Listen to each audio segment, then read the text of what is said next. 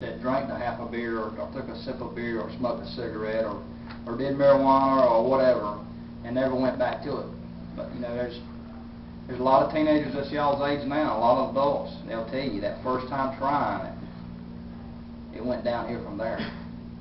So remember all what I'm saying, you know, don't think it's that you're not cool if you don't try this or try that. All that is when those things starts coming to your mind, that's the devil. The devil trying to tell you you need it. The last one, trust my heart only if it is completely surrendered to God. Just like I said earlier. Things to do, make the best decision. Decide now that you will consult with God first whenever you're confronted with and make a decision. This is a book I'm going to get. It must be really important. I'm going to get it for myself to read. But it says, Read Life on the Edge by James Dobson. A book designed to help teens make the right choices. Memorize Isaiah 30:21, the verse I just said. Develop a decision-making strategy for the gray areas in life. Write it down. Recall the last time you made a bad decision. A real whopper decision. A real bad decision that you may have made in your life. And see what you can learn from that situation. Things to remember. Trust in the Lord with all your heart, and lean not on your own understandings. In all your ways acknowledge Him, and He shall direct your paths. That's Proverbs 3:5-6. I will instruct you and teach you in the way you should go. I will guide you with my eye. That's Psalms 32, verse 8. The steps of a good man are ordered by the Lord, and He delights in His ways. That's Psalms 37, verse 23. Moses said, the Lord, He is the one who goes before you. He will be with you. He will not leave you nor forsake you. Do not fear nor be dismayed. That's Deuteronomy 31, verse 8. Where there is no counsel, the people fall, but in the multitude of counselors there is safety. That's Proverbs 11, verse 4. And this is a little saying from this guy here. It says, every choice you make has an end result. No matter what kind of choice you make in life, it's always got an end result. Is it going to be good or is it going to be bad? So that's what I'm saying tonight. The choices that we make in life. Is the choice we make, is it just to fit in with the crowd? Is it just something that we hear our friends are doing? Our friends are talking about how awesome it is, how good of a feeling it was. Is that the reason we think about doing some things that we know is wrong?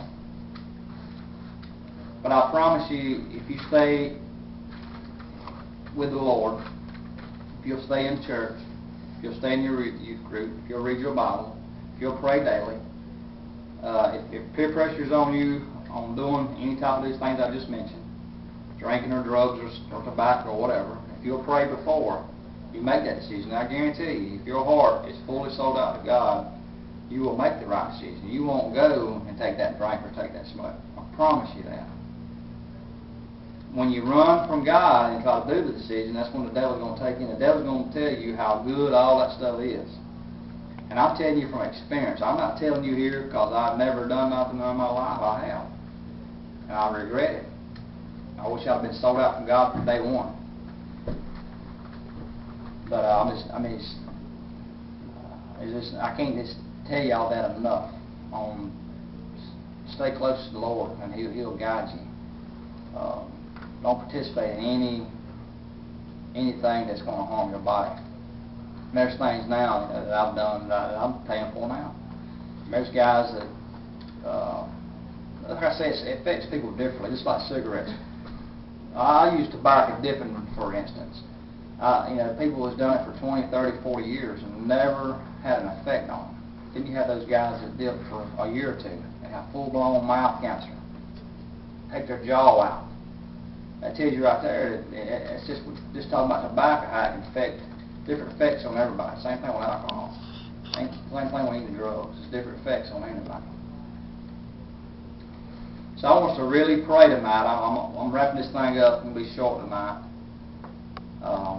Really pray if there's something in y'all's life that you're dealing with tonight you deal with on a daily basis, something that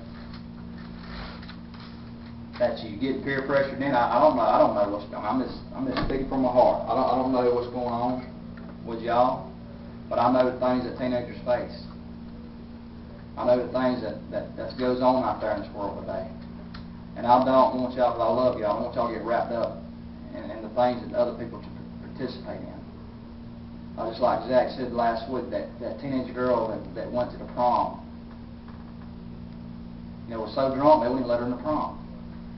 What is so cool about that? What is so good about that? What is so good about being so high or being so drunk and not remembering what you've done? Not remembering the next day, you can't even remember what you've done. There's nothing cool about that. And like I say, the choices, could actually not affect your life, but look how you can affect your family's life. And if Lori goes out here and does this and does that and has a car wreck and kills herself or affects her family or kills another young couple and affects that family, there's all kinds of choices you need to stop and think about before you make those decisions in life. Like I say, I do feel like there's people here tonight that's we all fight it every day, even at our age. You fight temptation of the world. So I want us to really take here just a few minutes and think about what's in your life that, just like I said before, what bothers you most times controls you. It's going to control your life because you're going to think about it constantly. So let's take just a few minutes here and let's really think about what's in y'all's life that y'all are facing, that y'all might be experiencing. Maybe that's something that you want to experience. Maybe it's something that you've done that you can't quit. Maybe you're still doing it. I don't know. Maybe it's something about the computer. I'm not saying drugs and alcohol. Maybe it's addiction to something on the computer. So let's think here just for a few minutes, and we're going to go to prayer. And we're going to release these things to God to give us guidance, give us the wisdom and the knowledge to be able to conquer these things.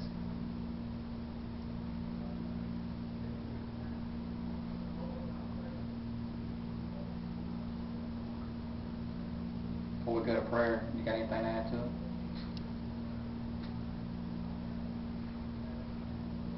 I just really want y'all to think about it. I want y'all to think about when it's thrown in y'all's face. I hope it never is. I hope alcohol, I hope drugs never is in y'all's face.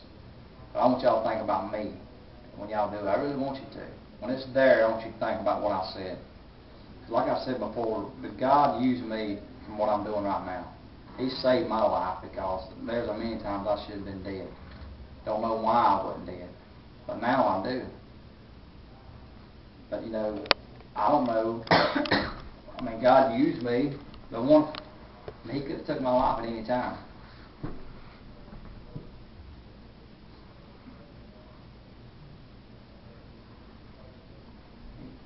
Everybody got something thinking in their mind what it might be? I don't want y'all to tell me. I just want you to really thought. I want this to be really a serious time right now.